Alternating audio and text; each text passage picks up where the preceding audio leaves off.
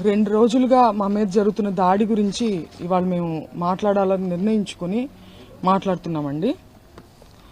ఆ రోజు ఉదయం ఏ రోజైతే ఈ మొత్తం సంఘటన చోటు చేసుకుందో ఆ రోజు ఉదయం అంబటి రాంబాబు గారు వెంకటేశ్వర స్వామి దర్శించుకోవడానికి టెంపుల్కి వెళ్లారు. మార్నింగ్ దర్శించుకుని తిరిగి వస్తున్న దారిలో, అది ఎటువంటి పోస్టర్లు చించడానికో దేనికో వెళ్లిన కార్యక్రమం కాదండి. దర్శనం చేసుకుని ముగించుకుని తిరిగి వస్తున్నటువంటి సమయంలో మూకుమ్మడిగా అందరూ దాడి చేసి, టీడీపీ కార్యకర్తలు కావచ్చు, వాళ్ళ శ్రేణులు, వాళ్ళ మనుషులు అందరూ ప్రిపేర్డ్ గా చాలా ముందుగా ప్లానింగ్ తో రాడ్లు కర్రలు పట్టుకొని చాలా బహిర్గతంగా, ఒక లా అండ్ ఆర్డర్ ఉన్నటువంటి స్టేట్ లో చాలా బహిర్గతంగా వాటిని పట్టుకొని ఆయన దర్శనం చేసుకుని వెళ్తుండగా ఆయన మీద అటాక్ చేయడం జరిగింది. ఈ అటాక్ చేసే ప్రాసెస్ లో చాలా దుర్భాషలాడడం, చాలా భయంకరంగా నీచమైన లాంగ్వేజ్ ఉపయోగించి మహిళ మాట్లాడడం, ప్రత్యేకించి అది మీరు చూడొచ్చు, వీడియోస్ లో కూడా చాలా సర్క్యులేట్ అవుతుంది, సోషల్ మీడియాలో కూడా చాలా భయంకరంగా ఉందన్నమాట. అదొకసారి మీకు ఒకసారి చూపిస్తాను నేను ఆ వీడియో.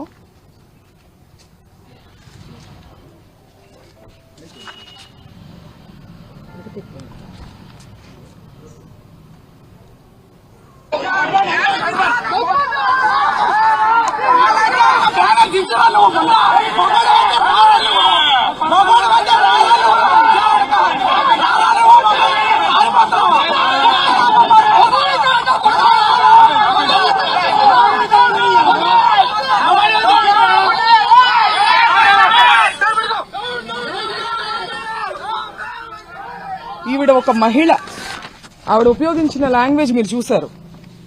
రెచ్చగొట్టి కావాలని ఎటువంటి పదజాలాన్ని ఇవాళ వాళ్ళు ఖండిస్తున్నారో అటువంటి పదజాలాన్ని ముందుగా ప్రథమంగా ఆయన మీద ప్రయోగించి ఆయన్ని రెచ్చగొట్టే ప్రయత్నం చేశారు. ఆ రెచ్చగొట్టిన ఆ హీట్ ఆఫ్ ద మూమెంట్ లో ఆయన ఒక రకంగా రియాక్ట్ అవడం జరిగింది. దాన్ని వెంటనే ప్రెస్ మీట్ పెట్టి, ఇంటికి వచ్చిన వెంటనే కూడా ఆయన ప్రెస్ మీట్ పెట్టి నేను అలా అనుండాల్సింది కాదు అని క్లియర్ గా ఆయన చెప్పారు. నేను అన్నది చంద్రబాబు గారిని కాదు, నేను నా మీద దాడికి వచ్చిన వాళ్ళని నేను అన్నాను. ఆయన ప్రజల చేత ఎన్నికవబడినటువంటి సీఎం, ఆయన అనే ఉద్దేశం నాకు లేదు అని ఆయన వెంటనే చెప్పారు. ఇలా చెప్పే దమ్ము ఎవరికుందండి?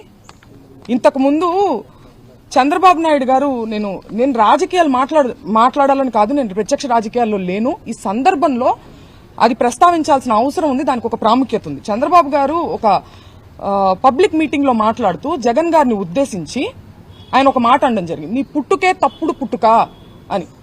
ఇది హీట్ ఆఫ్ ద మూమెంట్ లో అన్న మాట కాదండి, చాలా ప్రిపేర్డ్ గా ఒక పబ్లిక్ మీటింగ్ లో ఆయన దీన్ని మాట్లాడారు. దాని గురించి ఆయన ప్రెస్ మీట్ పెట్టి నేను అలా అనుండాల్సింది కాదని ఎప్పుడైనా చెప్పారా? ఇలాంటి ఎగ్జాంపుల్స్ ఇంకా చాలా ఉన్నాయి. కానీ రాంబాబు గారు చెప్పారు, ఆయన అన్నది హీట్ ఆఫ్ ద మూమెంట్ లో, దాన్ని నేను అలా అనుండాల్సింది కాదని ఆయన చెప్పడం జరిగింది. చెప్పిన తరువాత కూడా నేను లీగల్ కాన్సిక్వెన్సెస్ ఫేస్ చేస్తాను, నేను ఎక్కడే ఉంటాను, నేను ఎక్కడికి పారిపోను అని చెప్పిన తర్వాత కూడా ఒక ప్రజాస్వామ్యంలో, ఒక గవర్నెన్స్, ఒక లా అండ్ ఆర్డర్ ఉన్న స్టేట్ లో పోలీసుని పూర్తిగా నిర్వీర్యం చేసి విపరీతమైన దాడులు చేశారు. ఆయన మీద యత్నం చేశారు. కత్తులు, కర్రలు. మా నాన్నగారు ప్రెస్ మీట్ ముగించుకుని ఆఫీస్లోకి వెళ్లారు. ఇది అందరూ చూశారు. అక్కడ పోలీసులు, ప్రెస్ అందరికీ తెలుసు. ఇంట్లో లేడీస్ మాత్రమే ఉన్నామని కూడా తెలుసు. లేడీస్ ఉన్న ఇంట్లోకి మగవారిని మూకుమ్మడిగా పంపి, ఈ సందర్భంలో నేను గల్లా మాధవి గారిని అడుగుతున్నాను, ఇది మీకు ఏ నైతిక విలువ ఉందని చెప్పి మీరు క్షమాపణ కోరుతున్నారు అంబటి రాంబాబు గారి దగ్గర నుంచి? నేను అంబటి రాంబాబు గారి వ్యాఖ్యల్ని నేను సమర్థించట్లేదు, ఆయనే సమర్థించుకోలేదు కదా. హీట్ ఆఫ్ ద మూమెంట్ లో నేను అన్నాను, నేను అలా అనుండాల్సింది కాదని ఆయనే చెప్పారు. మీకే నైతిక విలువ ఉందని చెప్పి మీరు, మీ హస్బెండ్, లేడీస్ మేము ఇక్కడ ఉంటే మీరు తాగి ఉన్నటువంటి మగవారిని మా మీదకి రెచ్చగొట్టి పంపిస్తూ ఇంట్లోకి వెళ్ళమని, వాళ్ళు అద్దాలు మీరు చూడొచ్చు, కారు ఎలా పగలగొట్టారు, అద్దాలు, పైన అద్దాలు, పక్కన తలుపులు అన్ని పగలగొట్టుకుని లోపలికి రావాలని చూశారు. లోపల కేవలం ఆడవారు మాత్రమే ఉన్నాం. నేను, మా మదరు, మా సిస్టరు, మా పిల్లల్ని పెట్టుకుని మేము ఉన్నాం. హోమ్ మినిస్టర్ అనిత గారిని కూడా నేను సూటిగా ప్రశ్నిస్తున్నాను, దీన్ని మీరు సమర్థిస్తారా? మీరు ఆడవారి మర్యాద దెబ్బతిందనే ప్రాసెస్ లో మీరు దాడి చేస్తూ మీరు అటాక్ చేసింది ఆడవాళ్ల మీదనే. ఇది ఏ రకంగా సమంజసం? ఇది ఏ రకంగా న్యాయం? నేను ఇదే సందర్భంలో పవన్ కళ్యాణ్ గారిని కూడా అడగాలనుకుంటున్నాను. కాపు సామాజిక వర్గంలో నేను పుట్టినందుకు చాలా గర్వపడుతున్నాను. అయితే ఇవాళ మీ బలం చూసుకొని కాపు కులస్తులందరూ ఆళ్ల పట్లే ఉన్నారు అనే ఒక బలాన్ని చూసుకొని ఇవాళ కాపు మహిళలమైన మమ్మల్ని తిడుతూ కాపు అనే కుల ప్రస్తావనతో పాటు బూతులను జోడించి లకారాలు జోడించి మమ్మల్ని తిడుతూ స్త్రీలని మా ఇంటి మీద దాడి చేసి ఇవన్నీ పగలగొట్టారు. దీనికి పవన్ కళ్యాణ్ గారి బలము అడ్వాంటేజ్ గా తీసుకున్నారు వాళ్ళు. కాబట్టి పవన్ కళ్యాణ్ గారు బాధ్యత వహించి దీన్ని ఖండించాలి. తల్లులు అందరికీ ఉన్నారండి. రాంబాబు గారు తల్లిని మీరు ఎప్పుడైనా చూడొచ్చు. ఆయన ఎప్పుడు ఒక బార్డర్ క్రాస్ చేసి అసభ్య పదజాలంతో ఏది మాట్లాడరు. మాట్లాడినప్పుడు క్షమాపణ చెప్తారు, లేదంటే నేను అను ఉండాల్సింది కాదని కూడా చెప్పారు. మీ తల్లిని అన్నది ఎవరు? పవన్ కళ్యాణ్ గారు. తల్లులనే సాంప్రదాయం ఎక్కడుందో మీ మనసుకు తెలుసు. పురంధేశ్వర్ గారు మాట్లాడుతూ చంద్రబాబు నాయుడు గారు తల్లిని అన్నారని చెప్పి ఆవిడ అన్నారు. నేను చూశాను ఆ వీడియో. నేను ఒక మహిళగా అడుగుతున్నాను, చంద్రబాబు నాయుడు గారు జగన్ గారిని మీ పుట్టుకే తప్పుడు పుట్టుక అని అన్నారు. ఇందులో జగన్ గారి తల్లిని అన్నట్టు కాదా? దీని గురించి ఆవిడ అభిప్రాయాన్ని చెప్పాలి. దీన్ని కూడా ఆవిడ ఖండించాలి కదా.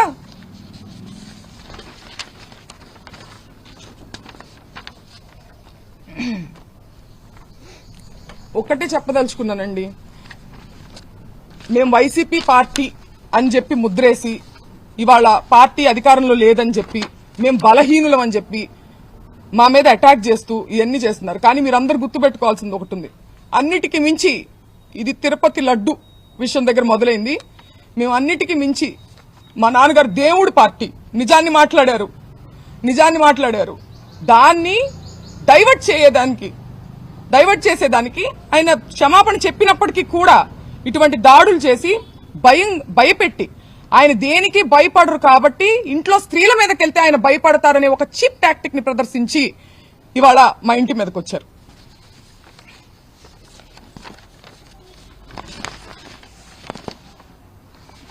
నిజంగా వాళ్ళ తల్లిగారిని అన్నారు అనే కోపం ఉందా, లేకపోతే దాని చాటుగా దాన్ని అడ్డు పెట్టుకుని ఆయన వాగ్దాటితో వాళ్ళు చేసేటువంటి తప్పుల్ని ప్రజల్లోకి తీసుకెళ్తున్నారని ఒక కక్ష సాధింపుగా దాన్ని వంక పెట్టుకుని చేసినట్టుగా అనిపిస్తుందండి.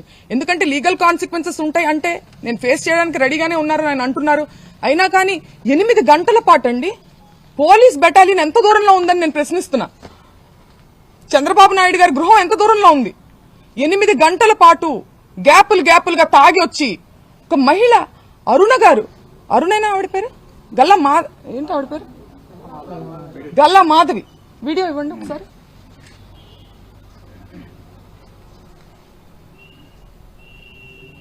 ఈ రోజు మేము ఖచ్చితంగా దాడికి దిగబడ్డాము మేమందరం కూడా. ఈ రోజు మేము ఖచ్చితంగా దాడికి దిగబడ్డాము మేమందరం కూడా. ఈ రోజు మేము ఖచ్చితంగా దాడికి దిగబడిందంట ఆవిడ. ఈ రోజు మేము ఖచ్చితంగా దాడికి దిగబడ్డారంట ఆవిడే చెప్తున్నారు. ఎవరి మీద దాడికి దిగబడ్డారు? మహిళల మీద దాడికి దిగబడ్డారా? మహిళలతో ఇది సమంజసమా? మహిళల కోసం పోరాడుతూ ఆవిడకి నేను ఒక్కటే చెప్తున్నా, మీకు కుటుంబం ఉంది, మీకు పిల్లలున్నారు, మిమ్మల్ని పావుగా ఉపయోగించుకుంటున్నారు. మిమ్మల్ని ఏ ఎమ్మెల్యేలు అయితే మిమ్మల్ని మా ఇంటికి పంపించారో వాళ్లే రావచ్చు కదా. వాళ్ళు రాకుండా మిమ్మల్ని పంపించారంటే మిమ్మల్ని బలి పశువుని చేస్తున్నారు. 40 ఏళ్ల రాజకీయ అనుభవం ఉంది మా నాన్నగారికి. నేను పుట్టిన సంవత్సరానికి ఆయన ఎమ్మెల్యే. నా చిన్నప్పటి నుంచి నేను రాజకీయాలు చూస్తున్నా. ఎన్నో గొడవలు చూసాం, పోలీసులు చూసాం. కానీ ఇంత నీచమైన రాజకీయాన్ని ఎప్పుడు చూడలేదు. నేను గల్లా మాధవ్ గారికి చెప్తున్నా, మీ కుటుంబం లేదా? మీ భర్తతో సహా వచ్చి స్త్రీల మీద దాడి చేశారే, మీ కుటుంబం లేదా? మీకు పిల్లలు లేరా? మిమ్మల్ని ఎందుకు పంపించారు? మిమ్మల్ని బలి పశువుని చేస్తున్నారు. వాళ్లే రావచ్చు కదా, మిమ్మల్ని పంపించిన వాళ్లే జనాన్ని వేసుకుని రావచ్చు కదా. ఆలోచించుకోవాలి. మీ మనస్సాక్షికి వదిలేస్తున్నాం దీన్ని.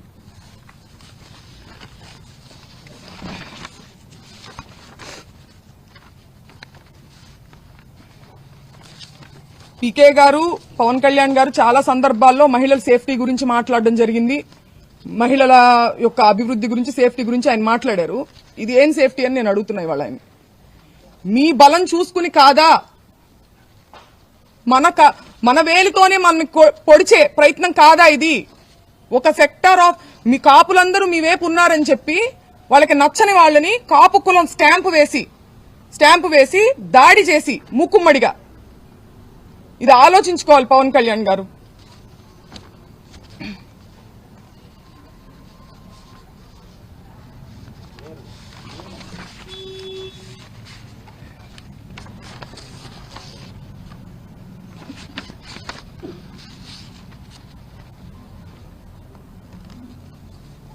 కుటుంబాన్ని టార్గెట్ చేయడం, కుటుంబంలో మహిళల్ని టార్గెట్ చేస్తే అంబటి రాంబాబు గారు భయపడతారనుకోవడం,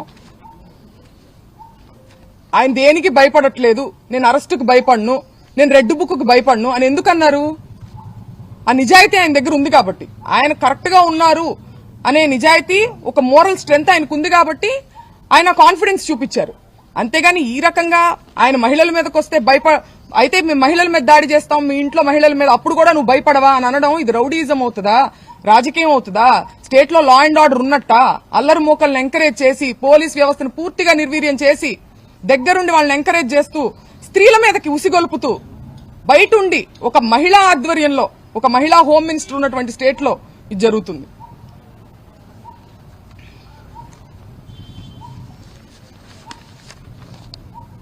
ఇంకేమన్నా అడగాలా? రాంబాబు గారు రాత్రి కోర్టులో చెప్పి నన్ను ఫిజికల్గా ఇబ్బంది పెట్టారు, నన్ను కూర్చోబెట్టి నన్ను బాగా ఎక్కేశారు. అవును, ఏమన్నా మేము కూడా ఉన్నమాట నిజం. కాకపోతే ముందుగా ఉండి మాట్లాడుతున్నారు, మాకు సరిగ్గా వినిపించలేదు. బట్ మాకు ఎమోషన్ అయితే అర్థమైంది. ఆయన చాలా ఇబ్బంది పడ్డారని, ఆయన్ని ఇబ్బంది పెట్టారని చెప్పి అర్థమవుతుంది. అంటే ఏంటంటే ఇప్పుడు మనం ఎంత మేధస్సు, ఎంత చదువు, ఎంత డబ్బు, ఎంత పలుకుబడి సంపాదించినా సరే ఇంకా మేము ఆటవికంగానే ఆలోచిస్తాము, ఫిజికల్ గా అబ్యూస్ చేస్తాము, మహిళల మీదకి వస్తాము, దాడులు చేస్తాము అనేటువంటి ఒక మార్గాన్ని ఎంచుకోవడం అనేది దురదృష్టం. గవర్నమెంటే ఎంచుకోవడం అనేది. ఆ రోజు మార్నింగ్ పూజ చేసుకుని వస్తూ ఉండగా కార్ పైన అటాక్ చేశారు. అక్కడ ఉన్న ఎస్ఐ రాంబాబు గారి పైన కేసు నమోదు చేశారు. ఎస్ఐ ఆ విధులు కట్టండి. మరి ఎంత బేబర్స్ జరిగింది కదా, మరి మీ తరఫున ఒక కేసు కూడా మీరు ఇవ్వలేదు? తీసుకోలేదు. మేము పెట్టడానికి ప్రయత్నిస్తున్నాం, పెట్టారు ఆల్రెడీ. ఇప్పుడు కూడా మేము పెడతాము. మా మదర్ కూడా సెక్యూరిటీకి ఇమీడియట్ గా 8 గంటల పాటు జరిగిందండి ఇది దాడి. అంటే ఏదో ఒక క్షణంలో వచ్చేసేసి దాడి చేస్తే వెంటనే పోలీసు వచ్చి కంట్రోల్లో తీసుకోలేకపోయారు అంటున్నా. తీసుకోలేదు, కావాల్సి తీసుకోలేదు. ఎందుకంటే 8 గంటల పాటు జరగదు కదండి. ఒక లా అండ్ ఆర్డర్ ఉన్న స్టేట్ లో ఎంత దూరం ఉంది ఇక్కడ నుంచి? డీజీపీ ఆఫీస్ కావచ్చు, లేకపోతే పోలీస్ బెటాలియన్ కావచ్చు, ఎంత దూరంలో ఉంది? వాళ్ళు కంట్రోల్ చేసుకోవాలంటే కంట్రోల్ చేయొచ్చు కదా. ఆ రోజు దాదాపు పోలీసులు కూడా ఇక్కడే ఉన్నారు. వాళ్ళు ఎంతమంది ఉన్నారో రౌడీలు, పోలీసులు కూడా అంతే మంది ఉన్నారు. ఎందుకంటే కనీసం లాఠీ చార్జ్ చేయడం కానీ ఏమీ చేయలేదండి, ఏమీ చేయలేదు. మేము వింటూనే ఉన్నాము. వాళ్ళ వెనకాలే ఫాలో అవుతా వస్తున్నారు, ఊరికే కంట్రోల్ చేస్తున్నట్టుగా యాక్షన్ చేస్తున్నారు. మేము పైన బెడ్రూమ్ లో ఉండడం జరిగింది. చుట్టూ పగలు కొట్టుకుంటూ వాళ్ళు ఒక్కసారి కూడా కంట్రోల్ చేసినట్టు నాకు మాట కూడా వినిపించలే. కనీసం మాకు అన్ని వినిపిస్తున్నాయి, వాళ్ళ అరుపులు, వాళ్ళు తిట్టే బూతులన్నీ కూడా మాకు వినిపిస్తున్నాయి. టోటల్ గా అసలు ఆ రోజు ఎపిసోడ్ చూస్తుంటే మీకు ఏమనిపించింది? ఉదయం దాడి కానీ లేకపోతే ఇక్కడ రావడం మొత్తం అంటే మేము నిజంగా ఎక్స్పెక్ట్ చేయలేదండి. అంటే ఉద్రిక్త వాతావరణం మధ్యాహ్నం 3-4 అప్పటి నుంచి ఉన్నప్పటికీ మేము వెళ్ళిపోయి ఉండొచ్చు, ఇంట్లో ఉన్న మహిళలు మేము వెళ్ళిపోయి ఉండొచ్చు. కానీ మేము ఇంత నీచమైనటువంటి జరుగుతుంది, ఒక గవర్నమెంట్ ఉన్న, ఒక ప్రాపర్ గవర్నెన్స్ ఉన్న స్టేట్లో ఇలా జరుగుతుందని ఎక్స్పెక్ట్ చేయలే. ఆఫీస్ మీద అంటే తగాదా జరగచ్చు అని అనుకున్నాం, కానీ ఇంట్లోనే ఉన్నాం స్త్రీలందరం. అసలు ఎక్స్పెక్ట్ చేయలేదు కాబట్టి మేము అక్కడే ఉన్నాం, ఖాళీ చేయకుండా మహిళల లోపలే ఉన్నాం. లేకపోతే ముందుగానే వెళ్ళిపోయేవాళ్ళం. రాంబాబు గారు కొన్ని దశాబ్దాల నుంచి ఉన్నారు. ఇలాంటి పరిస్థితి ఎప్పుడన్నా స్టేట్లో ఎక్కడ చూసారా? నేను చూడలేదండి. నా చిన్నప్పటి నుంచి నేను రాంబాబు గారిని చూస్తున్నాను. ఆయన రాజశేఖర రెడ్డి గారితో పాదయాత్ర చేసిన దగ్గర నుంచి, తర్వాత ప్రతిపక్షంలో చాలా సార్లు ఉన్నారు. ఎన్నో గొడవలు, పోలీసులు, ఇవన్నీ మాకు పరిచయం లేని విషయాలు ఏం కాదు. మేము చిన్నప్పటి నుంచి ఫేస్ చేస్తున్నవే. కానీ ఇంత మా మీదకొచ్చి, మహిళల మీదకొచ్చి, అంటే మహిళలను అడ్డం పెట్టుకుని ఆయన్ని బెదిరించే ప్రయత్నం ఇది, దీన్ని ఖండిస్తున్నా.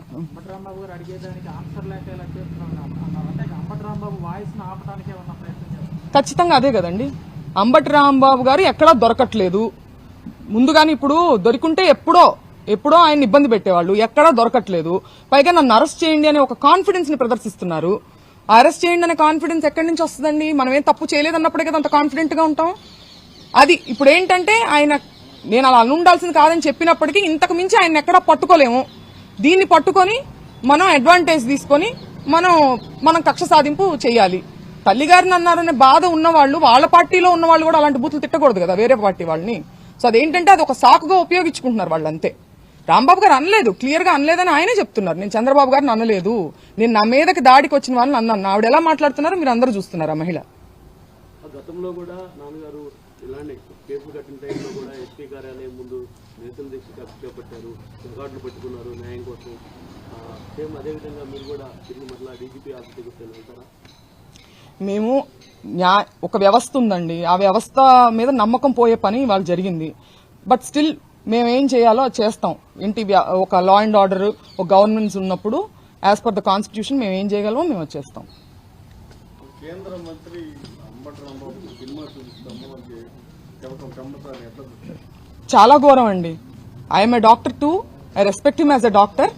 బట్ ఆయన అంత పేరు ప్రఖ్యాతి సంపాదించి అంత చదువుకొని ఇంకా ఆటవికంగా సినిమా చూపిస్తాము. మీరు చూపించేది ఏంటండి సినిమా? మీరు లా ఫాలో అయ్యే వాళ్ళైతే లానే చూపించింది సినిమా. మీరు ప్రత్యేకించి మీరు చూపించాల్సిన అవసరం లేదంటే మీరు వార్నింగ్ చేస్తున్నారు. ఎవరిని వార్నింగ్ చేస్తున్నారు? అంబటి రాంబాబు గారిని వార్నింగ్. సినిమా చూపించడం అంటే వాళ్ళ ఇంట్లో ఆడవాళ్ళని అటాక్ చేయడమా? డాక్టర్ అను గారు దీనికి సమాధానం చెప్పాలి. వాళ్ళ వైఫ్ ఎవరైతే ఉన్నారో ఆవిడ సమాధానం చెప్పాలి దీనికి. వాళ్ళ పెమసాని గారు మాట్లాడిన దాన్ని సమర్థిస్తారేమో ఆవిడ? నేను అడుగుతున్నాను ఆవిడని. మహిళల్ని అంటే మాకు సినిమా చూపించారు వాళ్ళు, రాంబాబు గారికి కాదు. ఇంట్లో ఉన్నటువంటి మా అమ్మగారు సాధారణ గృహిణి, మేము రాజకీయాల్లోకి మాకేం సంబంధం లేదు. మాకు చూపించారు వాళ్ళు సినిమా. ఇదే బహుశా ఇదే అనుకుంటా ఆయన హెచ్చరిక ఇండైరెక్ట్ గా. 5 గంటల నుంచి రాత్రి 12 గంటల వరకు ఎలా ఉందండి మీ పరిస్థితి? లోపల మీ అమ్మగారు పిల్లలు భయభ్రాంతులండి, చిన్న పిల్లలు ఉన్నారు. మా అమ్మగారు ఇప్పుడు మేమంటే తట్టుకోగలుగుతాము, ఆవిడ ఇప్పుడు భావోద్వేగాలకు గురై ఏమన్నా అయితే ఎవరు రెస్పాన్సిబిలిటీ? వాళ్ళు గ్యాపులుగా లోపలికి ఎంటర్ అవడానికి ట్రై చేస్తానే ఉన్నారు. అన్ని మీరు చూడొచ్చు ఎలా పగలు కొట్టారో, బ్యాక్ సైడ్ కూడా మీరు చూడొచ్చు.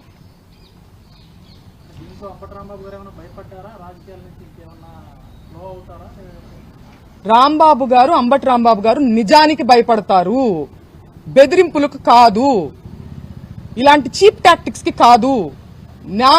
నేను చిన్నప్పటి నుంచి చూస్తున్నాను ఆయన్ని. నిజం ఉంటే, పాయింట్ ఉంటే, లాజిక్ ఉంటే భయపడతారు. అంతే తప్పితే దాడులకు, ఇలాంటి బెదిరింపులకు, చీప్ టాక్టిక్స్ మా మీదకి వచ్చారు అనే ఒక చీప్ టాక్టిక్ ని ప్రయోగిస్తే ఆయన ఏం భయపడరని నేను అనుకుంటున్నా. అట్ ద సేమ్ టైం మా సేఫ్టీ గురించి కూడా ఆయన చాలా వరి అయి ఉంటారు. మాట్లాడే అవకాశం కలిగిందా రాంబాబు గారితో? లేదండి, అనుమతించలేదా? అనుమతించలేదు. పోలీసులు నెట్టేస్తానే ఉన్నారు. మాకు మాట్లాడడానికి అసలు అవకాశం ఏం లేదు. మేము జస్ట్ చూస్తా ఉన్నాం అంతే.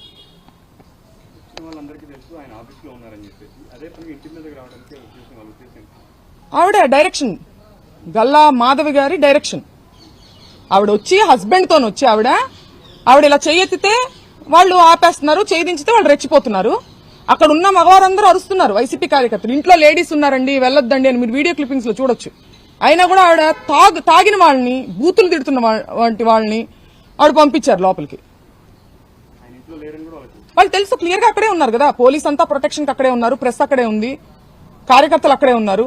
ఇంట్లో ఎవరు ఉంటారండి ఆ టైంలో? జెంట్స్ కూడా లేరు. ఎందుకు పంపించారు? ఈయన బెదిరించడానికి, ఈయన మానసికంగా ఇబ్బంది పెట్టడానికి, మహిళలను అడ్డం పెట్టుకుని వాళ్ళ ఇంట్లో మహిళలను బెదిరించి అడ్డం పెట్టి భయపెట్టడానికి. ప్రెస్ మీట్ అయిన తర్వాత 4 గంటలకు వచ్చి ప్రెస్ మీట్ చెప్పారు, లోపలికి వెళ్ళిపోయారు. కార్యకర్తలంతా రాంబాబు గారిని చూడటానికి వచ్చారు.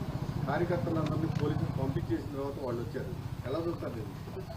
ఎవరు వచ్చారంటున్నారు? టీడీపీ వాళ్ళు వచ్చారు, వైసీపీ అవును, పంపించేశారు. వాళ్ళు టీడీపీ వాళ్ళు ఎవరైతే దాడి చేస్తున్నారో వాళ్ళని ప్రొటెక్ట్ చేయడానికి వచ్చిందండి పోలీసు. మమ్మల్ని ప్రొటెక్ట్ చేయడానికి కాదు. వాళ్ళకి కోఆపరేట్ చేస్తూ, వాళ్ళకి దాడి చేయడానికి పరిస్థితులను అనుకూలంగా మలుస్తూ అలా ఆ ఫెసిలిటీ అంతా క్రియేట్ చేశారు. వాళ్ళకి గ్రౌండ్ ప్రిపేర్ చేయడానికి యాక్ట్ చేసింది పోలీసు.